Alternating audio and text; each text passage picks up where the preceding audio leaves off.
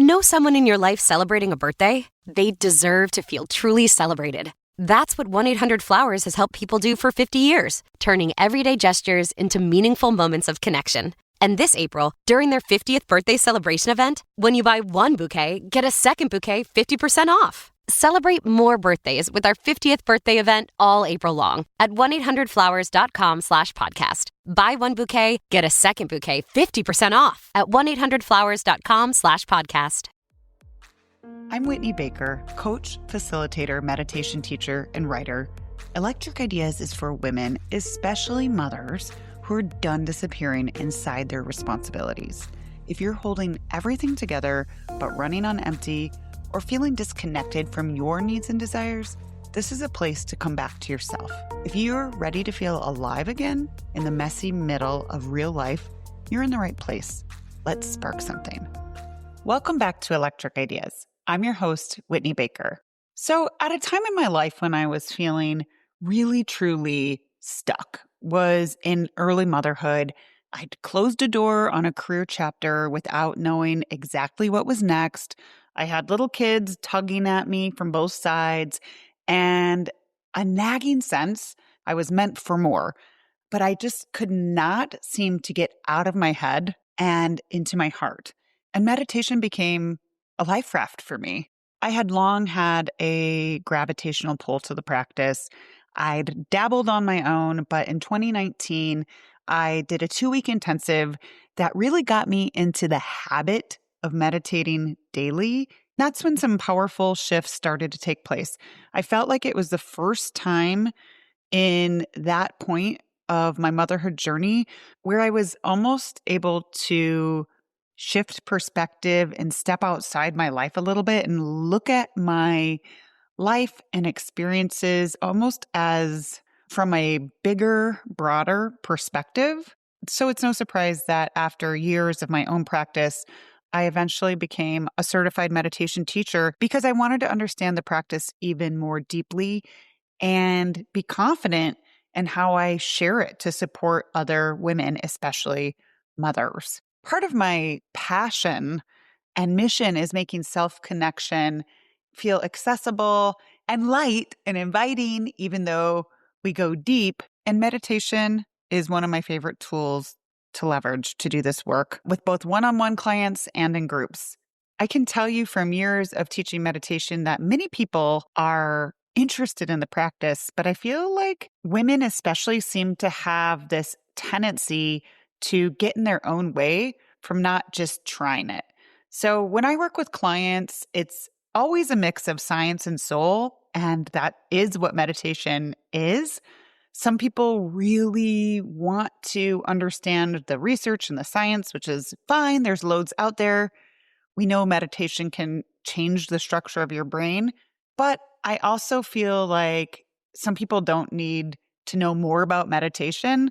They simply need to decide they're ready to cultivate a practice that incorporates silence and stillness into their lives. And I can tell you firsthand that it can be confronting from this perspective because a lot of women associate meditating with, slipping into their Zen den and de-stressing.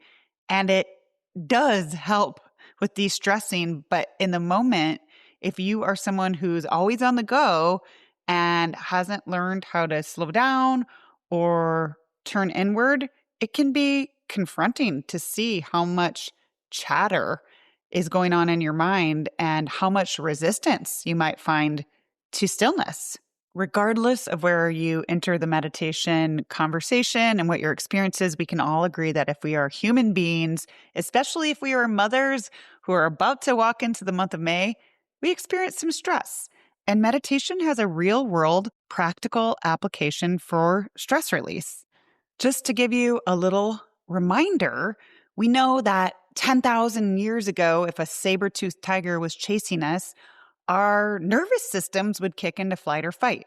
And what happens if a saber-tooth is breathing down your neck? Well, your intelligent mind-body prepares you for battle. So your breath becomes more rapid. You have more blood flow go to your limbs because you have to be ready to run or fight. What a lot of women don't understand about chronic stress is that as this happens, other systems in our bodies get suppressed. For example, our body is not going to prioritize what we need for healthy hair or nails or anything essential when we are under stress. It's not going to worry about our immune system or our sex hormones or our digestion. And the issue today is obviously we're not being chased by a tiger, but we have a biological stress response even when we're sensing a threat to our ego. Maybe a boss gives us tough feedback or a kid refuses to do the dishes.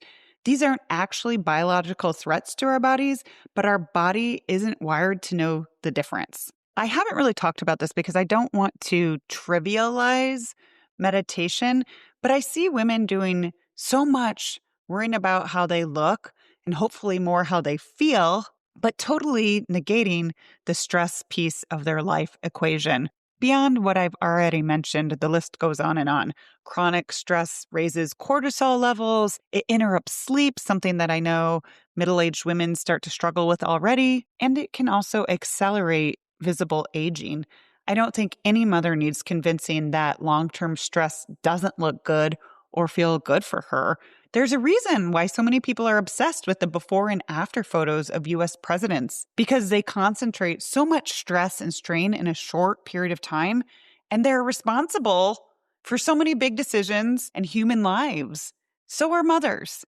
Also, most people find that when you are proactive about stress management, you're in a better position to make conscious, healthy choices. You're not reactive. You're less likely to unconsciously mow down a bag of chips because your mind and body have been hijacked. People in the meditation community often point to Harvard neuroscientist Sarah Lazar's research because it shows in just 8 weeks of meditation, which she studied, that participants had decreased activity in the amygdala, the brain's stress and fear center. This is one of many credible studies that is showing the positive link between meditation and reduced stress. I think we're going to see many more in the next decade. So for all these reasons, I'm almost in this meditation 2.0 world right now where the conversation for me is moving from should I meditate? What are the benefits of meditation, etc., into how do we get you meditating? And if you truly hate meditation, I won't hold it against you. There are other practices and techniques to slow down and self-connect.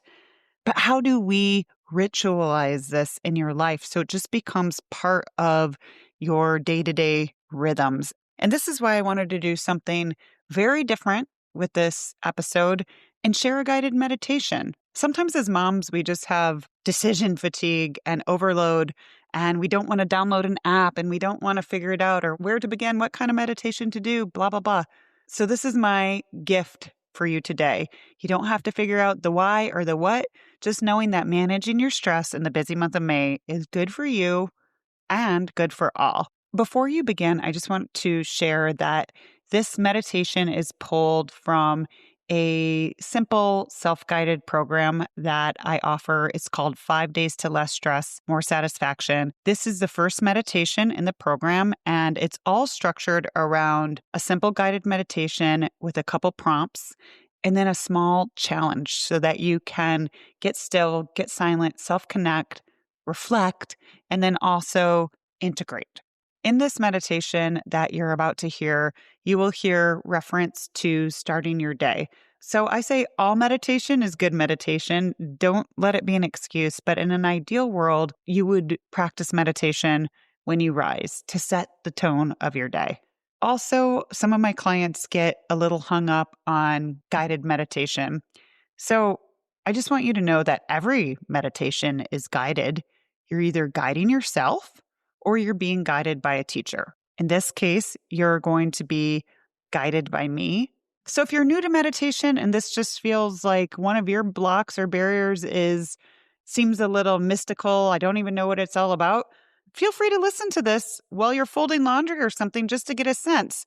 Then when you're ready, preferably in the morning, flip it on And let yourself receive, let yourself be guided. The meditation you're about to hear is specifically structured around connecting with yourself and your own joy so that you can radiate that essence and share it so that you can not only step into it for yourself, but also ripple it elsewhere, share it with the world, share it with your family. When you're ready to try it, just make sure you find a quiet space where you feel safe and comfortable and you have 8 to 10 minutes of uninterrupted time. Hello, this is Whitney Baker from Electric Ideas. Before we dive into our first guided meditation, I want to share a few best practices to support your meditation experience throughout this week. First, make sure you have a private space set aside, free from interruptions or distractions. You can sit upright in a chair with your feet planted on the floor, or you could choose to sit on the floor, perhaps on a cushion with your knees gently crossed in a comfortable position. The idea is to make sure you feel totally comfortable, but still alert. For this reason, it's not my preference for you to lay down, but this is your practice, so trust what works for you. If you need to pause this video for a minute to get set up, please do so now.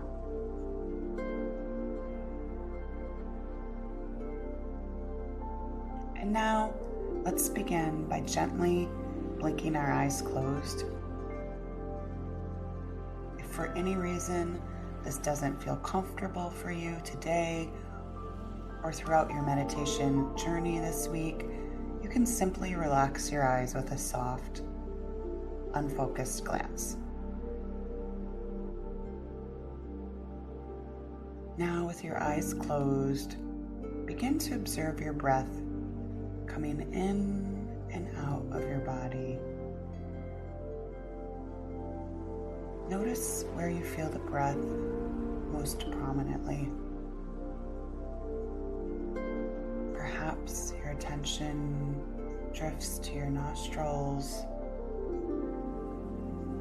Maybe you sense a sensation of cool or warm as you inhale the air.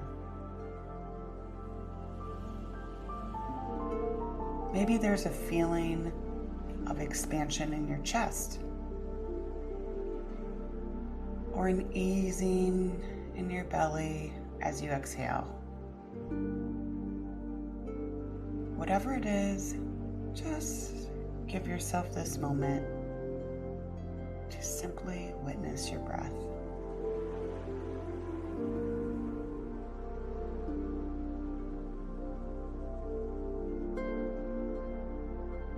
Appreciating this moment where stillness is celebrated.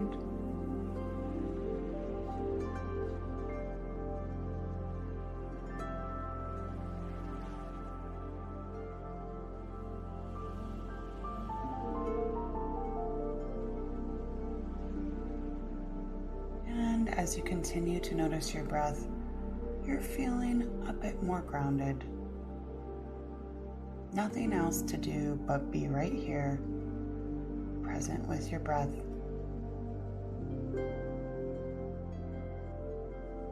If thoughts flitter in, which they usually do, you can practice letting them float past like leaves on a stream. No need to judge them or engage with them.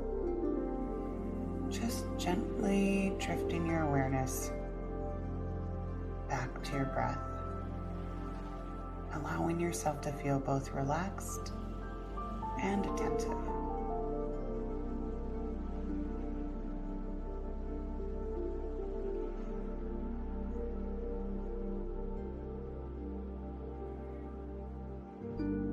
Now, releasing awareness of the breath. Maybe you need a few big exhales to come back to simply breathing normally.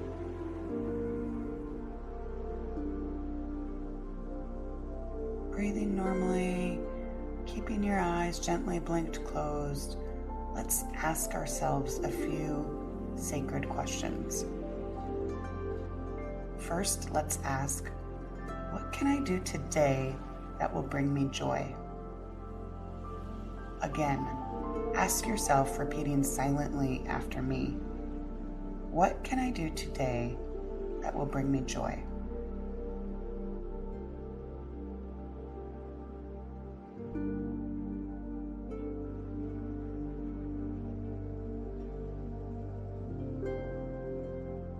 Now a second question. What can I do today to share my joy with others? Again, repeat after me. What can I do today to share my joy with others? Again, silently repeating after me. Ask yourself, what can I do today to share my joy with others?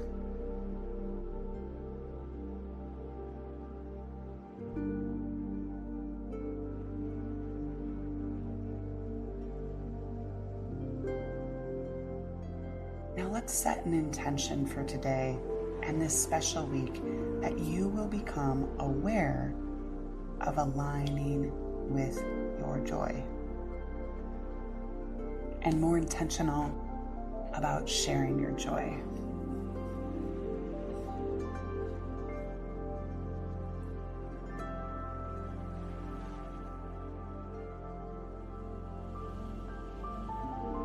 This I know to be true of mornings. The shape of our mornings influences the shape of our entire day. When we wake up and immediately give our power away to the outside world, maybe by responding to texts, or immediately rushing, racing, and connecting to the energy of busyness, we set the tone for how the rest of our day is likely to unfold. But today gets to be different. You made a choice for something different. You're here because you want to start out your day with intention, to feel grounded in your own power and drawing attention to your own joy first. And today, you set yourself up for success by pouring into yourself first thing in the morning. So in these final moments of our meditation together today, sit with this intention just a little bit longer, that you will become aware of aligning with your joy and more intentional about sharing your joy.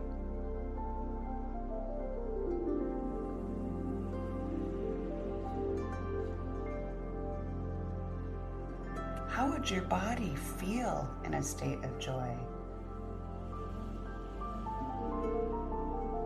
Perhaps a sense of a smile coming from within. Can you invite your body to practice feeling that way, even for a moment?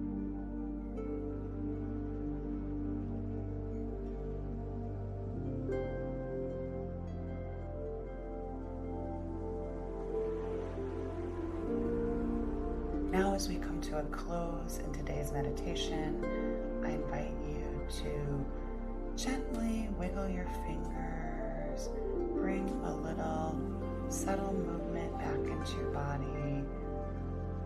Maybe wiggle your toes, and ever so gently blink your eyes open.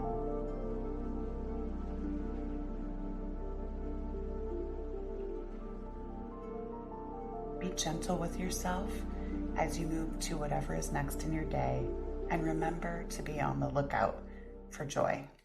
Hey, I hope you enjoyed a simple guided meditation. I know women and moms can use a little extra love and soul care during this time of the year. As a reminder, you can download 5 Days to Less Stress, More Satisfaction in the show notes. It's just $37. I intentionally priced it in a no-brainer way so it would be accessible to all. If you have any questions in general about meditating or want to access 5 Days to Less Stress, More Satisfaction and have challenges, connect with me on Instagram at @WhitneyWoman. Shoot me a DM and let me know. I'm very passionate about meeting people where they are and helping them establish a meditation practice that makes sense and supports them and their needs and their capacity in this moment of life. So connect with me on Instagram at @WhitneyWoman. And also let me know if you like an occasional guided meditation. I have many of them recorded and I'd be happy to share those. I'm allowing myself to have fun while being of service. So feedback welcome. I hope you magnetize some joy today. I'm so glad you joined me today. If you're looking for more, feel free to connect with me on Instagram at @WhitneyWoman. And if you enjoyed the show, I invite you to support me by leaving a review or sharing it with a friend. Hope you have an inspired day.